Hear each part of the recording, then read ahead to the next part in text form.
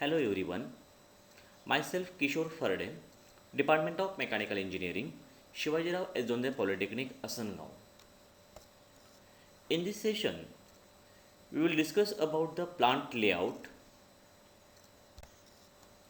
the learning outcomes of the session. The learner will able to understand the need of the plant layout.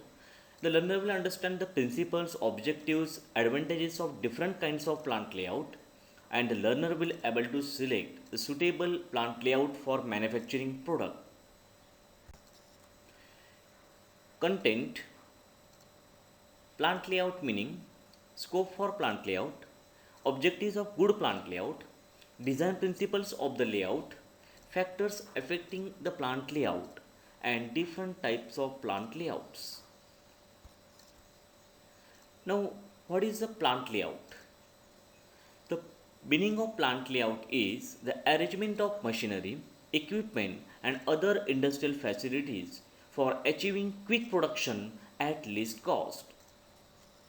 Scope for plant layout: the scope related to material, the less material handling and minimum transportation cost, less waiting time for in process inventory.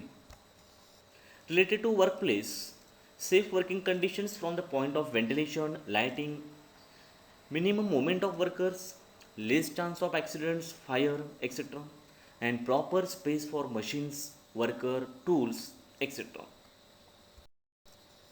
Now, objectives of good plant layout. The good plant layout should provide enough production capacity. It should reduce the material handling cost. The good plant layout will reduce the hazards to person as well as to reduce accidents. It should increase employee morale. Good plant layout utilize the available space. It should be easy of maintenance. It should provide the ease of supervision.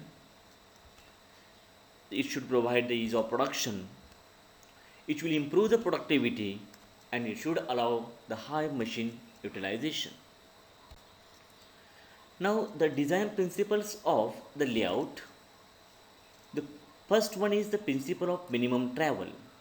Means all the machinery and equipments are arranged in such a way that there should be minimum travel time. Principle of sequences: the operations should be in sequence.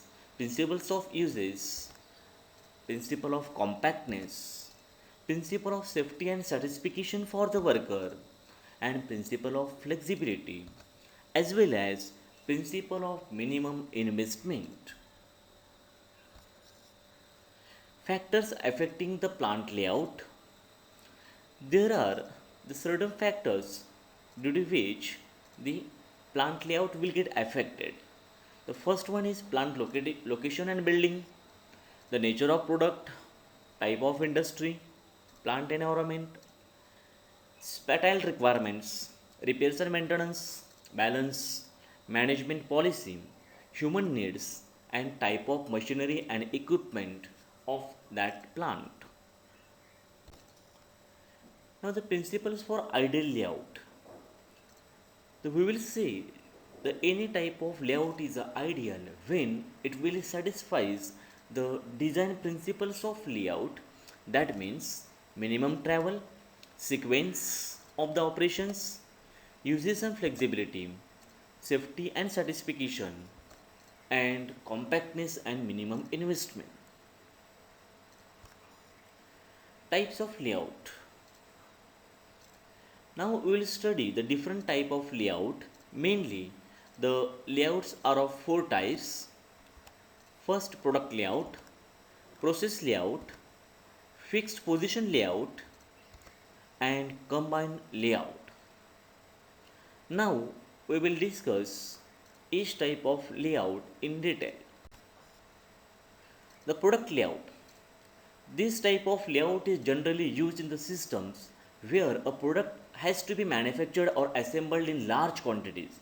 In product layout, the machinery and auxiliary services, that means supporting services, are located according to the processing sequence of the product without any buffer or obstruction within the line itself.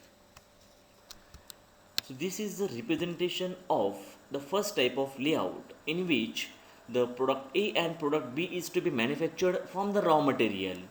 So all the machines and operations are in sequence 1, 2, 3, 4, 5, 6. For product B also from 1 up to 18 all the sequence are given. So finally we will get the finished good. So this is the actual representation of the product type of layout for automobile industry. Advantages: low material handling cost per unit, less work in process, total production time per unit is a short, low unit cost due to high volume, less skill is required for the person, smooth, simple, logical and direct flow. Inspection can be reduced, delays are reduced, and effective supervision and control. There are some disadvantages. The machine stoppage stops the line. Product design change or process change causes the layout to become obsolete and less machine utilization. Second type of layout is a process layout.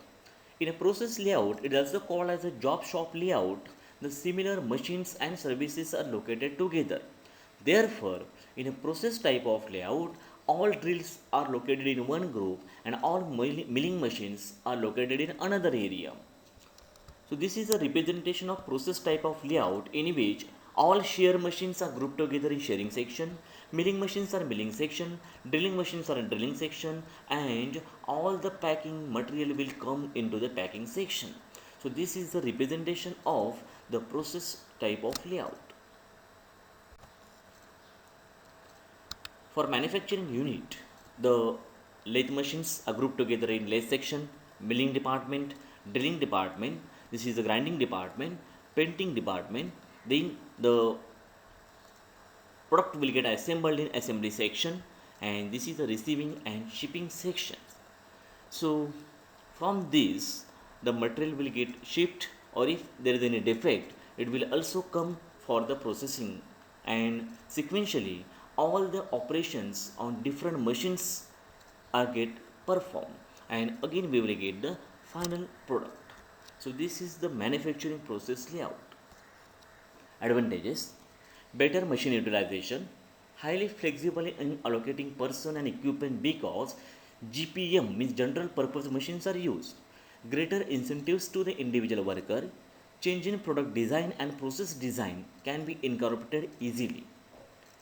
Disadvantages: increased material handling cost, longer production lines, critical delays can occur if the part obtained from previous operation is faulty, and routing and scheduling pose continual changes or challenges. Now, after studying this, there is one question: which type of layout will be preferred for aircraft assembly, shipbuilding, and construction projects? Think and note down the answer.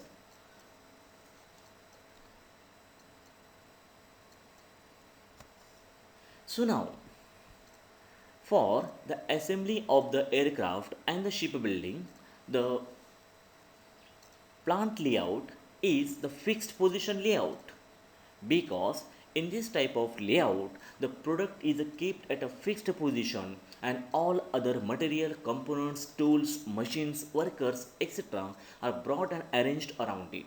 Then assembly or fabrication is carried out. The layout of the fixed material location department involves the sequencing and placement of the workstations around the material or the product. It is used in the aircraft assembly, shipbuilding, and the most construction projects, because in aircraft assembly or shipbuilding or construction projects there are the complex type of the operations we have to carry out. So for minimum movement of the workers, minimum movement of the machines, and for performing the complex operations and delicate operations, we will take the opportunity of the fixed position layout.